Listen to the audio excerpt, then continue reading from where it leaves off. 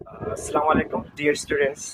आज हम इडियम्स के साथ आपकी खिदमत में हाजिर हैं। हम इस प्लेलिस्ट में जो हमने बनाया हुआ है सब कुछ जो वोकेबलरी के साथ रिलेटेड है, वो वर्ड्स मीनिंग्स हो, सिनोनिम्स हो, एंटोनिम्स हो, इडियम्स हो, प्रोवर्ब्स हो और फ्रेजल वर्ब्स हो, तो हम इसमें सीखेंगे। तो डियर स्टूडेंट्स, आज का हमारा इडियम है ब्रेक द बैंक।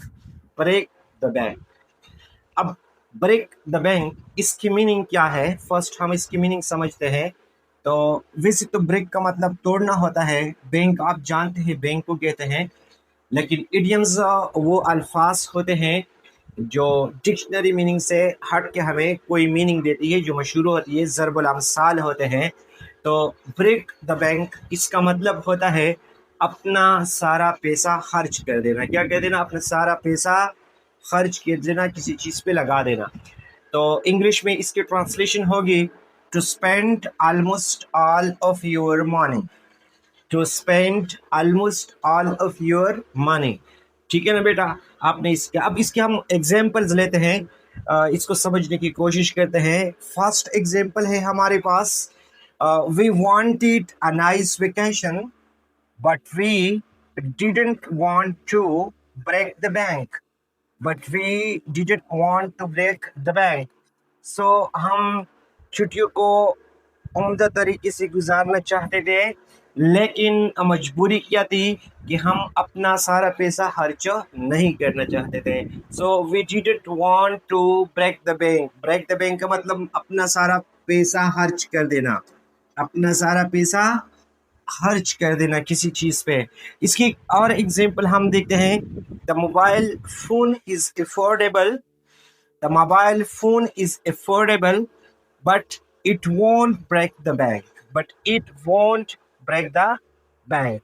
अच्छा, दूसरी बात क्या है कि मोबाइल फ़ोन जो है वो अफोर्डेबल है, काबिल बर्दाश्त है, काबिल बर्दाश्त है, ठीक है ना? और इट वोंट, ये सारा पैसा ख़त्म नहीं करेगा, सारा पैसा ख़त्म, it won't break the bank, सारा पैसा खर्च नहीं करेगा। तो बेटा ये वो अल्फाज होते हैं, इडियम होते हैं, जो खासकर उस वक्त हम इस्तेमाल करते हैं किसी लैंग्वेज में, जब हम किसी चीज़ पे जोर देना चाहते हो, तो वहाँ पर अक्सर हम वर्ब्स यूज़ करते हैं या इडियम्स यूज़ करते हैं। तो हमारा आज का फर्स्ट इडियम है ब्रेक द बैंक। अपना सारा पैसा किसी चीज़ पे लगा देना, खर्च कर देना। In English, you may say to spend almost all of your money. All of your money. So here we have two examples. First one, we wanted a nice vacation, but we didn't want to break the bank. We didn't want to break the bank. Okay. Second example, the mobile phone is affordable. You can say and it won't break the bank. ये सारा पैसा खत्म नहीं करेगा। अच्छा बेटा, तो आज का हमारा एक दूसरा इडियम है, इडियम है हमारा cost N arm and a leg. Cost N arm and a leg, तो इसकी उर्दू में क्या मीनिंग बनती है बेटा? बेटा हमारे पास है किसी चीज़ का बहुत ज़्यादा महंगा होना। किसी चीज़ का बहुत ज़्यादा महंगा होना मतलब जिसको हम कहते हैं ना, सर धड़ की बाजी लगाना। सर धड़ की किसी चीज़ के लिए सर धड़ की बाजी लगाना, ठीक है ना बेटा? तो इंग्लिश में हम कहते हैं something that is very expensive. That is very expensive. अच्छा बेटा, ये चुन के हमारे पास इडियम्स की बात हो रही है, लेकिन साथ साथ में हमारे पास कुछ ऐसे टर्म्स आएंगे, वर्ड्स आएंगे जिसको एक्सप्लेन करने की ज़रूरत होती है, तो वो भी एक्सप्लेन करेंगे। बेटा यहाँ पर हमने वर्ड लिखा हुआ है एक्सपेंसिव। एक्सपेंसिव बेटा कहते हैं ना कीमती को। किसे कहते हैं? कीमती को, ठीक है बेटा? तो इस की स्पेलिंग बनती है EXPENSIV, एक्सपेंसिव, ठीक है ना बेटा? अगर इसमें हम एक ही जगह पर ए लगा ले, क्या लगा ले? ए लगा ले, मीन्स इसको हम कर ले एक्सपेंसिव। एक्सपेंसिव, तो इसका मतलब होता है क्या मतलब होता है बेटा? इसका मतलब फिर चेंज हो जाता है कि इसका मतलब होता है वो चीज़ जो बहुत फैलने वाली हो, फैलने की सलाहियत रखती हो, फैलने वाली चीज़, फैलने वाली चीज, ठीक है ना बेटा। तो आपने इन दोनों के बीच में भी फर्क करना है। EXPANSIV, एक्सपेंसिव, एक्सपेंसिव मीन्स फैलने वाली चीज। And if you have E here, so you can say EXPENSIVE, expensive, expensive means कीमती, यानी कोई कीमती चीज, ठीक है ना। तो हमारा cost in arm and leg means something that is very expensive, वो चीज जो बहुत ज्यादा कीमती हो। क्या हो? कीमती हो। तो अब बेटा इसको हम सेंटेंसेस में यूज करते हैं। इसकी एग्जांपल्स देखते हैं। तो फर्स्ट एग्जांपल है हमारे पास, फर्स्ट एग्जांपल के college education costs N arm and a leg. College education cost N arm in a leg, ठीक है ना। तो कॉलेज की तालीम पर बहुत ज़्यादा खर्च आता है, बहुत ज़्यादा खर्च आता है। यहाँ पर अब हमारा इडियम्स जो है, cost in arm in a leg का मतलब होता है बहुत ज़्यादा महंगा है या बहुत ज़्यादा एक्सपेंसिव है। बहुत ज़्यादा एक्सपेंसिव है। क्या है? एक्सपेंसिव, बहुत ज़्यादा कीमती है, यानी इस पर बहुत ज़्यादा खर्च आता है, ठीक है। एक्सपेंसिव, तो कॉलेज की तालीम हासिल करने पर बहुत ज़्यादा खर्च आता है, यानी बहुत ज़्यादा महंगा हो चुका है। एक और एग्जांपल देखते हैं ताकि हमें बेहतर तरीके से समझ आए। Second sentence example, I can't by that laptop, I can't buy that laptop because it costs an arm and leg. मैं वो लैपटॉप नहीं खरीद सकता क्योंकि वो बहुत ज़्यादा कीमती है, बहुत ज़्यादा कीमती है। सो वी कैन से कि किसी चीज़ का बहुत ज़्यादा महंगा होना, और cost in arm and leg means बहुत एक्सपेंसिव होना, बहुत ज़्यादा कीमती होना, ठीक है ना। तो वो लैपटॉप बहुत ज़्यादा महंगा है, बहुत ज़्यादा कीमती है, इसलिए मैं वो लैपटॉप नहीं खरीद सकता। अच्छा बेटा, अभी हम चलते हैं तीसरे इडियम की तरफ। तीसरा इडियम है on the house. On the house बेटा, इडियम्स सीखना बहुत ज़रूरी है। क्यों ज़रूरी है?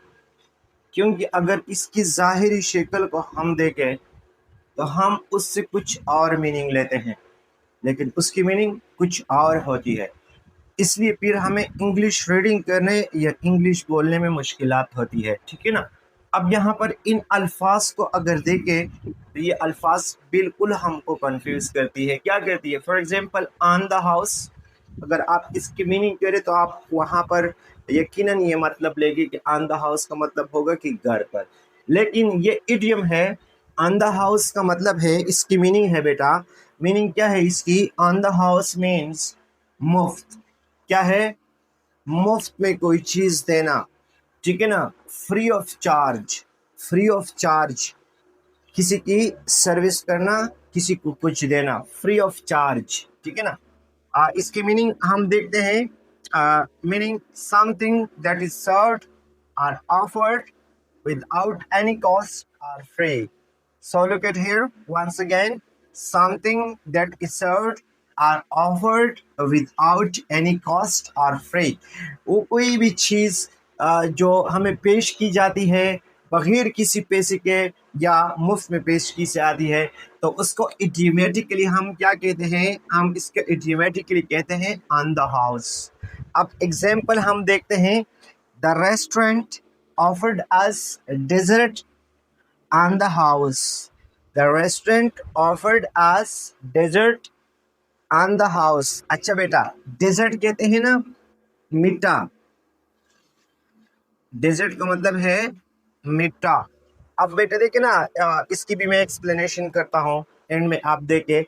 लेकिन यहाँ पर पॉइंट हमारा ये है, तो ऑन द हाउस मुफ्त में, तो रेस्टोरेंट ने, होटल वाले ने हमें मीठा यानी खीर वगैरह कोई चीज़ फ्री में पेश किया, मुफ्त में पेश किया, हमें पेश किया। दूसरी एग्जांपल देखिए। दूसरी एग्जांपल है, ही सेड, उसने कहा, your first coffee is on the house. आपकी पहली कॉफ़ी जो है वो फ्री है। क्या है? फ्री है। It is on the house, ठीक है ना। अच्छा बेटा, ये तो हमारा इडियम होगा। अब बेटा थोड़ी सी वोकैबुलरी की तरफ आते हैं। वोकैबुलरी में हमारे पास एक वर्ड यहाँ पर आता है डिजर्ट, डेजर्ट, डेजर्ट। अब इसको बेटा देखते हैं।